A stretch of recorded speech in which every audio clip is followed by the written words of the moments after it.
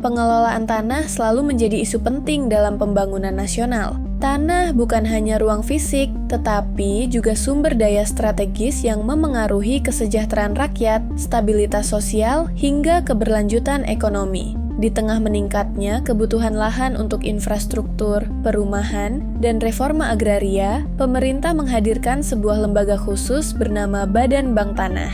Buku Badan Bank Tanah, karya Dr. Yagus Suyadi, SHMC, secara garis besar membahas tentang politik hukum, dasar pembentukan, hingga kewenangan Badan Bank Tanah sebagai solusi atas ketimpangan dan konflik pertanahan di Indonesia. Buku ini menyoroti realitas di lapangan terkait banyak tanah yang ditelantarkan, dimanfaatkan tidak sesuai peruntukan, atau bahkan dijadikan objek spekulasi. Kondisi ini berakibat pada naiknya harga tanah yang tidak terkendali. Sementara kebutuhan untuk kepentingan umum seperti jalan, sekolah, atau perumahan rakyat semakin mendesak.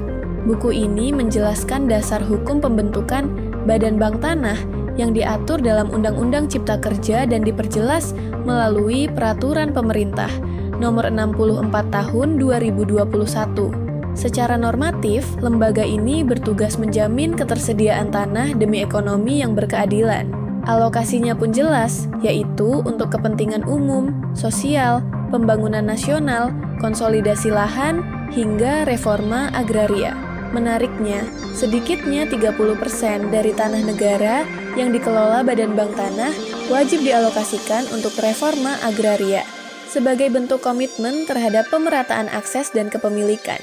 Dalam penyelenggaraan tugasnya, Badan Bank Tanah menekankan prinsip transparansi, akuntabilitas, dan sifat non-profit. Hal ini penting agar keberadaan lembaga ini tidak sekadar menjadi instrumen investasi, tetapi benar-benar berpihak pada kepentingan masyarakat luas. Buku Badan Bank Tanah ini juga menyinggung kekhawatiran sebagian pihak bahwa bank tanah bisa saja disalahgunakan untuk kepentingan swasta. Namun, dengan regulasi yang ketat, orientasi lembaga ini diarahkan untuk mendukung sebesar-besarnya kemakmuran rakyat sebagaimana amanat UUD 1945. Tidak hanya aspek normatif, buku ini juga menguraikan fungsi praktis lembaga ini dalam menjalankan perannya untuk menyelesaikan konflik pertanahan, mempercepat realisasi proyek strategis nasional, serta menyediakan tanah untuk program perumahan rakyat. Sinergi antara Badan Bank Tanah dengan Kementerian Agraria dan Tata Ruang Badan Pertanahan Nasional juga dibahas sebagai kunci dalam mengoptimalkan tata kelola pertanahan.